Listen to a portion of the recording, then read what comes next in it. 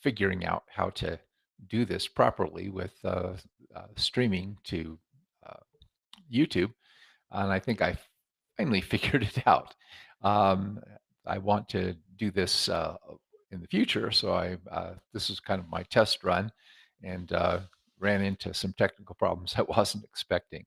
So, what I want to talk about today is my model of health, which started with some discussions that Carl Robinson and I had when we were both working for Dr. C. Samuel West at the International Academy of Lymphology. And we came up with a fourfold model of health. And before I explain these four aspects of health to you that have kind of guided me in the way I think about helping people and doing good in the world, I want to begin by a concept that I learned from Andrew Weil, a holistic MD, where he said that health, um, wholeness, and healing, as well as the word holy, all come from the same Latin roots. And the implication here is that wholeness and holiness and health are all this kind of same idea. And I like to think of this as just a simple statement of concept. To heal is to make whole. So the idea with this is that basically um, all disease, all of the problems we have on different levels of our being all come because there is lack of harmony and unity or wholeness in our life. And this has been a guiding principle for me in everything I do. And so this relates to another concept. I read an interesting article by a pastor who had worked with Martin Luther King, and he put forth the idea that since God is one, and oneness is of God, that every movement we took towards oneness, that is harmony and unity and so forth, is all a step towards the divine. Um, and so this would also relate to the idea of healing is divine. So sometimes you spell holistic with a W, like it's to make whole, and sometimes it's spelled without the W, holistic, which is the idea to make holy. In either case, it's the same idea. It is a movement towards harmony, unity, and balance in whatever we're working at. Um, I think that God is the author of healing. So with that background, let's move on to this model that uh, Carl and I looked at. And we basically talked about four different kinds of health. One was the physical health, healing the body. The other was uh, the spiritual aspect of health, which is the mental and emotional aspect of our being that interacting with the physical. And then there's the relationship of the relationships we find ourselves in, our uh, uh, maybe a marriage, a family, community, etc., and the healing surrounding relationships. And then there's environmental healing, the healing surrounding uh, the uh, our relationship to the environment. And all four of these things are interrelated, and they're all part of what I consider to be a true model of uh, holistic healing, healing on every level. And in every one of these levels, as I'm about to explain, healing is about restoring oneness or wholeness or unity. So let's begin with the body. Um, what I've come to understand about the body is that the body is composed of all these different organs and tissues and systems and so forth, but they are all contributing to the good of the whole. So the idea in this thing is that health is maintained by homeostasis. That is a maintenance of normal conditions in the body, and that normal condition allows every cell in the body to get the things it needs from the biological terrain or the blood and lymph circulation So every cell is getting oxygen, every cell is getting nutrients, every cell is getting waste removal, every cell is maintained at a good temperature. And this is what cells need in order to survive. Now, each one of those cells does not supply all of those things for itself. It contributes in some way to supplying those things for the body as a whole. And therefore, when we're healthy, all of those systems are contributing their proper function to the body as a whole. And therefore, all of the cells in our body are able to function properly and normally because everyone's getting what they need because of this homeostasis, which is a state of internal balance and harmony. So the concept that I learned from the uh, this textbook of medical physiology from Arthur C. I think it's Guyton's textbook. He said that health will continue until one or more of those systems starts to break down. And when it breaks down, then it disrupts the homeostasis for the whole. So in other words, you're never well or sick in part. You can't have like your liver struggling or having problems, or your cardiovascular system struggling or having problems, or your nervous system struggling or having problems without it affecting the whole body, because every one of those systems is contributing something for the good of the whole. So if one system is struggling, the entire body is struggling.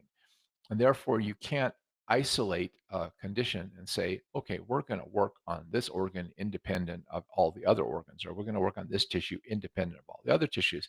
Everything is interrelated, everything is part of the greater whole. And you have to look at the big picture of what's going on in order to be able to understand how the body is being disrupted and what we need to do to restore it to health and harmony, which is by basically taking whatever parts of the body are not functioning properly and helping them or supporting them in order to be able to restore wholeness and unity to the entire body. And holistic healing, we could think of as stopping there at the physical level, but I don't think that it does stop at the physical level, because as I started to work with people, I found that you could help them physically with diet, exercise, herbs, nutritional supplements, other kinds of things like that, up to a certain point. And then you would run into roadblocks. And those roadblocks have to do with the fact that we aren't just physical beings. Um, we are also spiritual beings. And I want to define a little bit about what I mean by spiritual. And this was another concept that I got years ago that has really guided my thought process.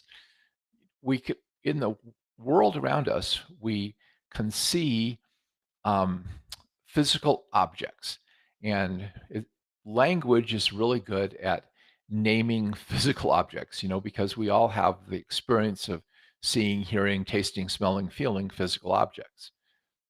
But we also have concepts, and uh, the concepts are the relationships between the physical objects we see. In other words, we observe certain relationships and we give labels to those relationships. So one of my favorite analogies to use with this is basically this idea of a poetic line: my love is like a red, red rose. Now, if you take that at pure physical value, the statement makes no sense at all. Uh, the man's girlfriend looks nothing like a rose, smells nothing like a rose, has nothing physically in common with a rose. The commonality is a abstract or spiritual concept called beauty. And how it's difficult to define beauty uh, on a purely materialistic basis. Beauty is something that touches something inside of us that seems to go beyond the materialistic. And so, what the rose and the woman have in common is this abstract or spiritual quality called beauty. Another one of these ideas would be found in the idea of love. I mean, obviously, you can't really taste love, smell love, feel love or whatever, but we can observe the effects of love in relationships. We can see how two people are behaving towards each other in a way that is positive, constructive, mutually beneficial, harmonious, and we say, well, they're in love. And so we're talking about something that's spiritual, something that's not tangible, materialistic. It's in the realm of relationship. And so we have this, inner kind of spiritual nature that is part of our being. That no one can, I mean, we can talk about the chemicals that are playing off in the different nervous systems sending signals, but we all have this subjective feeling of us, you know, my body. It's not that I am the body, it's that I possess the body. The I is something that is what I think of as the spiritual aspect of our being, which is uh, intelligence and feeling. And those two things have to be in harmony with the physical body. So I like to talk about it as thinking, feeling, and doing. And when our thoughts and our feelings and our actions are in alignment, then we have an internal sense of harmony. But if we're acting in a disingenuous way, that is, we think one way, we feel a different way, and we act in another way, we have an internal disharmony or conflict. And my observation was that that internal disharmony or conflict actually could make us physically ill or contribute to physical illness. So these unresolved, what I call mental and emotional conflicts, where we are not in internal harmony or internal oneness or wholeness, is another aspect of healing. And it's the second part of that model. And as you start to move into there and start to work with people on a mental, emotional, spiritual level, you then encounter another thing that these turmoils or conflicts or internal conflicts are often linked to the fact that we don't just live for ourselves. We also are in relationships. All of us have family. That is, whether we had a mother or father in uh, a an actual physical relationship with the mother or father, we still biologically came from a sperm and an egg. In other words, from a male reproductive thing and a female reproductive thing that came together. So we all have biologically a mother and a father. At least I don't know any human being that I know that was cloned, but anyway, but we also, we have maybe siblings if we grew up in a family, or this connection with other people, or we have connections with with a community, with maybe a church or a spiritual group, or we have connections at work. So we live in relationship also to one another. And so let's say, take the example of a marriage, okay? A marriage is healthy, and notice we use these words like healthy refers to something that's working in a positive, harmonious, unified, constructive way. But when if the marriage isn't working that way, then the marriage is quote unquote sick. And so it comes back to the same idea that harmonious, uh, in actions between different components basically is part of what we call healing. So if there's a marriage or a relationship between two people, and it's one of cooperation, mutual respect.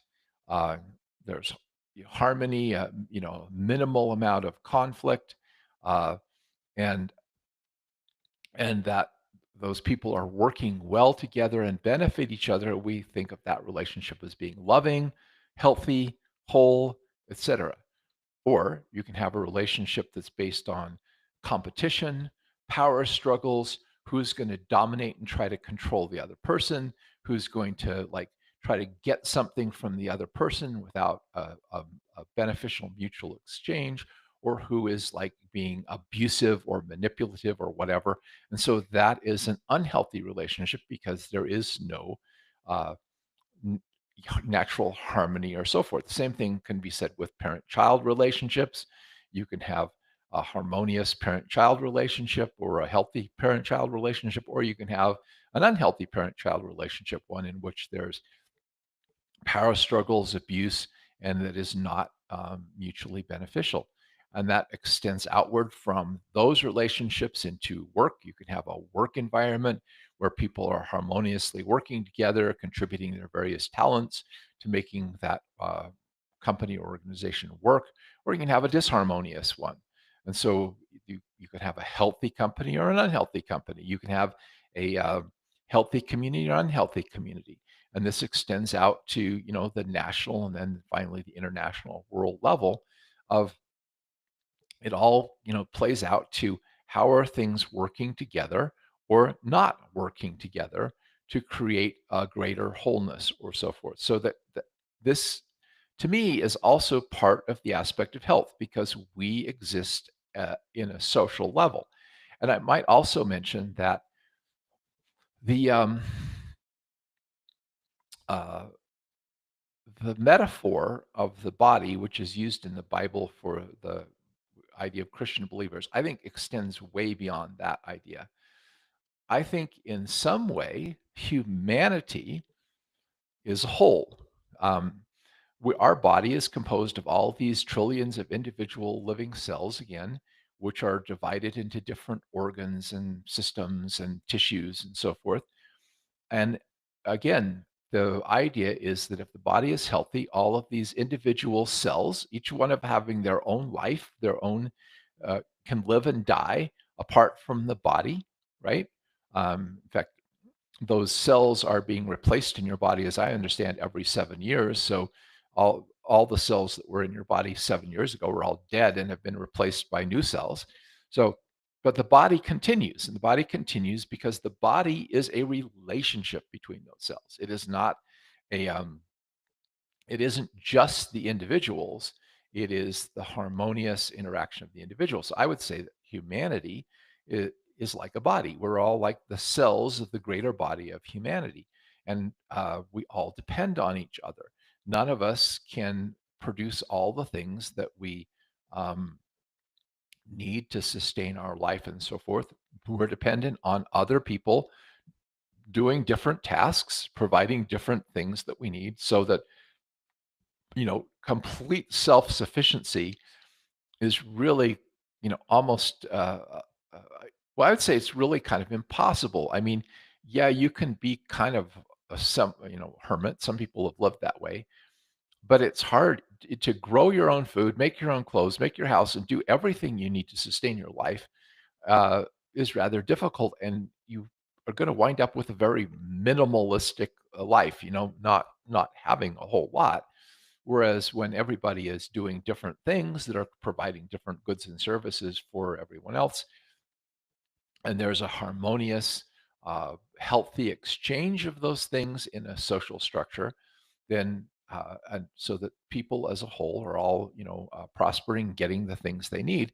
It's like the body, and so I think the body is a metaphor for society and humanity as a whole, and those so I've learned a lot about social interaction and everything from studying the body and a lot about the body from looking at social interaction. So, but we right now need healing on a social level. We're very divided. There's a lot of antagonism, anger, things expressed in the world, and of course that means that our society as a whole is pretty unhealthy, and that is another aspect of healing. Um, and then there is the other thing of that, the fourth dimension of healing, which is the fact that we don't exist apart from nature either.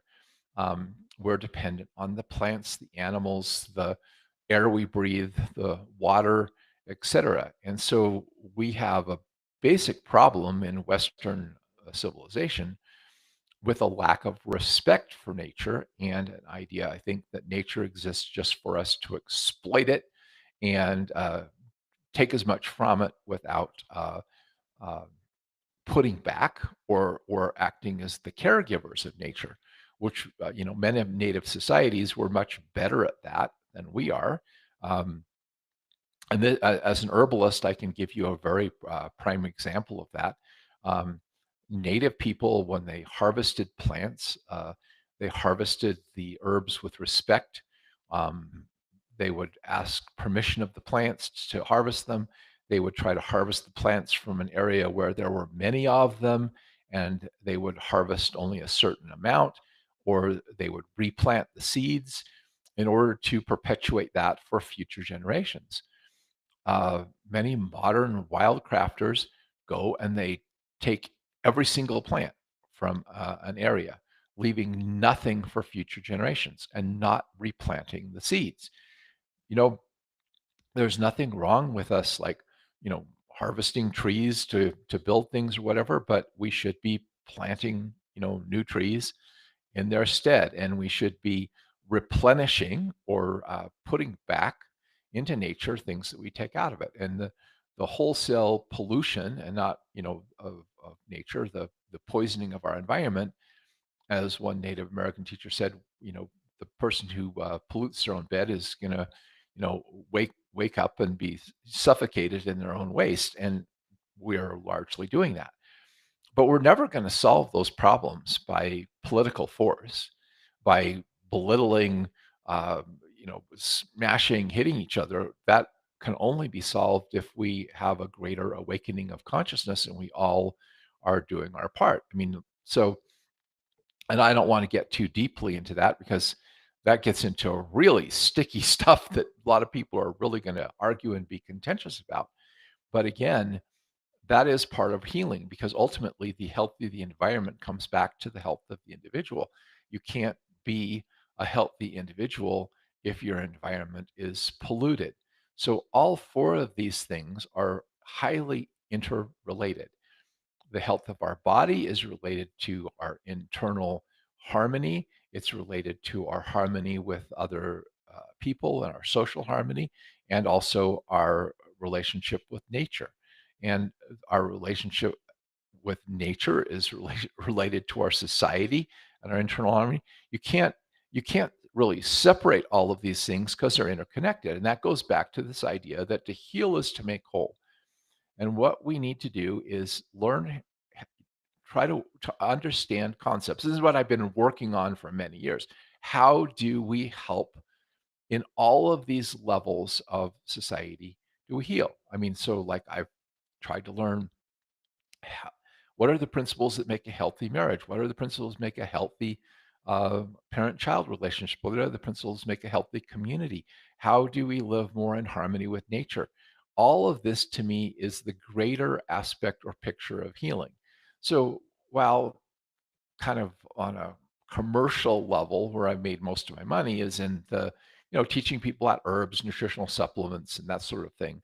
But uh, I've always had this bigger awareness. I've done emotional healing work with people, trying to help them get that, uh, resolve their inner conflicts and find that peace and harmony with themselves. I've counseled people with their relationships when they've come to me and I realize that their relationships are part of the problem that's causing their health problems. But my desire is to put this information out in a bigger way. And I've decided to go ahead and start doing more regular broadcasts just to discuss this. And part of what I have hesitated to do about this, I'm not the kind of person who likes to uh, create conflict. I hate the idea of, stirring people up and, making us angry with one another and fighting and arguing and so forth. My attitude on all of this is that you can't force, belittling, disrespect will never create harmony and wholeness. It's akin to what we do in um, modern medicine, like um, having my gallbladder taken out. Yeah, it helped with the symptoms, but it didn't make me a more whole, healthy person. And so this idea of, fighting the disease rather than trying to find ways to build internal harmony, uh, it is the same thing that we're taking into society. We're thinking that by arguing, by political force and everything, we're going to change society. I don't think that's what's going to happen. We're going to change because we start changing ourselves. And so I hope that you'll join me in this journey and watch my future broadcasts as I talk about this. And my desire is not to offend you. I'm not the kind of person who likes to try to. I don't force my opinion on people. I'm not going to sit there and argue and try to convince you that I'm right and you're wrong. um, I like a dialogue that's mutually respectful.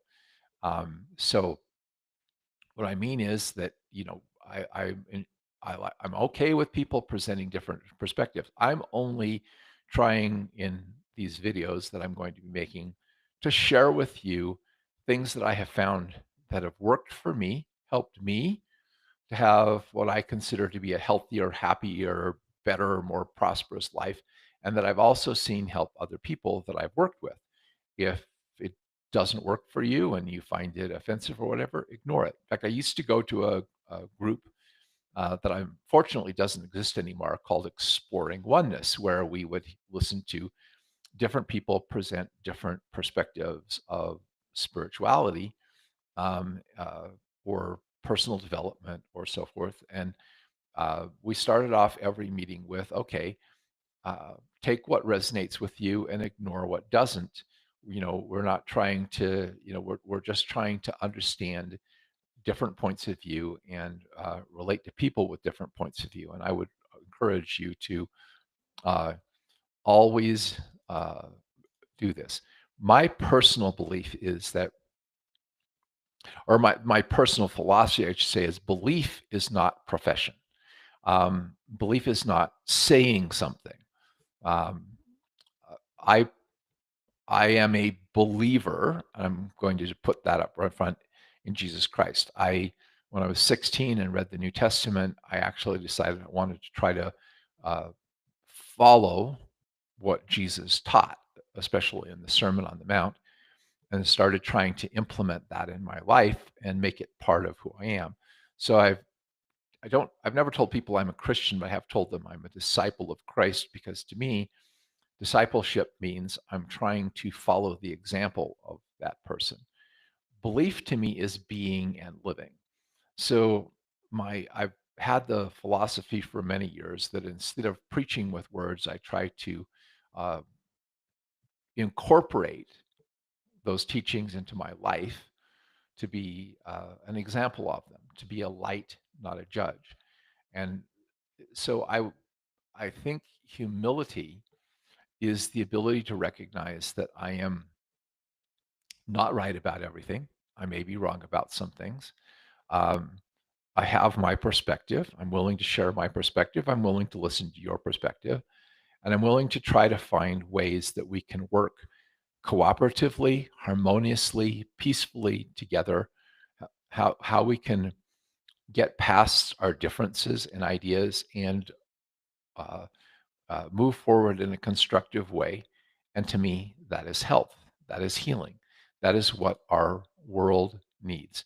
And so I've often told people one of the interesting things I've learned as I grow older is that I am suffering from a very interesting ailment. The more I learn, the less I know. So I don't have the arrogance maybe that you might have when you're younger and you think, I see plenty of teenagers who think they know a lot. um, Maybe because they have Google and they can look it up on Google and say, see, there's the, whatever the Google says is the answer. But the truth is that most of us know a lot about a little. And we can learn from each other. We can have respect for each other. We can get past this uh, name calling, hurtling, uh, conflict way of relating to each other. Because as Stephen R. Covey said, no one cares how much you know until they know how much you care. And my goal in all this is discussion, not force. So let's get started.